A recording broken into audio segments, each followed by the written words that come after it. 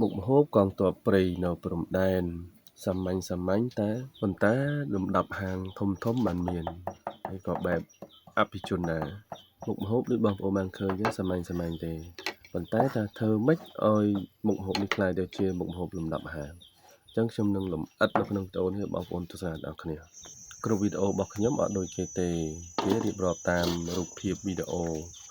ចឹងសម្រាប់ខ្ញុំអត់ធ្វើចឹងទេខ្ញុំនឹងរៀបរាប់ឲ្យបងប្អូនស្ដាប់តែម្ដងកុំឲ្យបងប្អូនខាតពេលខ្ញុំលម្អិតរបៀបធ្វើម្ហូបគ្រប់មុខម្ហូបទាំងអស់ខ្ញុំរៀបរាប់ពីដើមក្បាលវីដេអូតែម្ដងហើយបងប្អូនចង់លម្អិតបងប្អូនមើលវីដេអូនឹងតាមដំណើរក៏បានដែរជាដំបូងយើងត្រូវតែរៀបរយគ្រឿងស្លយើងឲ្យបានរួចរាល់អស់សិនមិនថាត្រីមិនថាបន្លែមិនថាគ្រឿងទេសអីទេយើងត្រូវរៀបចំហើយអញ្ចឹងមុននឹងស្លយើងត្រូវយកខ្ទឹមនឹងទៅចាក់ខ្លាញ់បំពងលីងឲ្យឈ្ងុយសិនជាមួយនឹងម្រេចហើយរបៀបខ្ញុំធ្វើនេះមុខម្ហូបនេះគឺបងប្អូនអាចដាក់ឈ្មោះខ្លួនឯងក៏បានប៉ុន្តែសម្រាប់ខ្ញុំខ្ញុំធ្វើរបៀបខប៉ុន្តែមិនមែនចំជាខទេព្រោះអីខ្ញុំចាញ់តលន់អញ្ចឹងបងប្អូនដែលបានមើលវីដេអូនេះហើយអាចយកទៅធ្វើតាមបានព្រោះអីរូបមន្តដែលខ្ញុំធ្វើនេះគឺវាអត់តលន់ទេញ៉ាំប៉ុណ្ណាក៏អត់តលន់ដែរតែបើធ្វើរបៀបដូច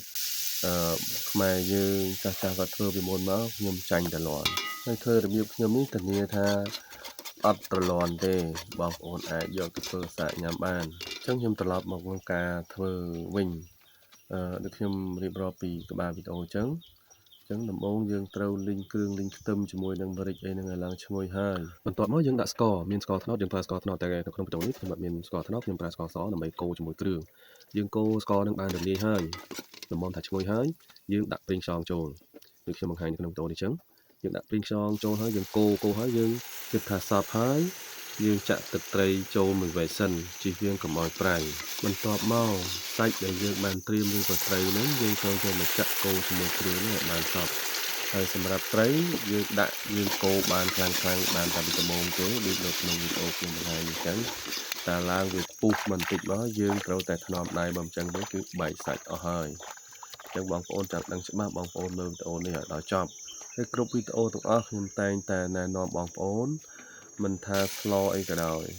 របៀបកូរគ្រឿងនេះបងប្អូនគ្រឿងទេសចាំបាច់បងប្អូនត្រូវតែដាក់នៅក្នុងពេលដែលយើង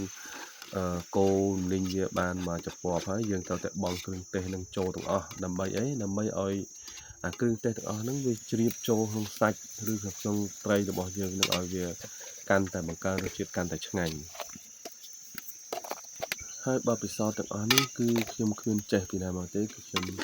ស្វែងយល់ទៅខ្លួនឯងបងប្អូនអាចយកទៅធ្វើញ៉ាំតាមបានហើយនៅក្នុងវីដេអូនេះខ្ញុំក៏មានថែមបន្លែដែរហើយខ្ញុំមានស្ពៃក្តោបហើយបើបងប្អូនយល់ថាចង់ដាក់បន្លែអីដែលតំណបងប្អូនដាក់តាមចំណង់ចំណូលបងប្អូនទៅសម្រាប់បងប្អូនធ្វើដែលបានឃើញវីដេអូនេះហើយជួយ Subscribe Channel YouTube ខ្ញុំផងហើយក៏ដូចជា Page ខ្ញុំនឹងផុសក្នុង Page បងប្អូនជួយ Share ជួយចែករំលែកនិង Follow Page ខ្ញុំផងវីដេអូនេះពីខ្ញុំទៅជួបគ្នានៅវីដេអូក្រោយបាយបាយ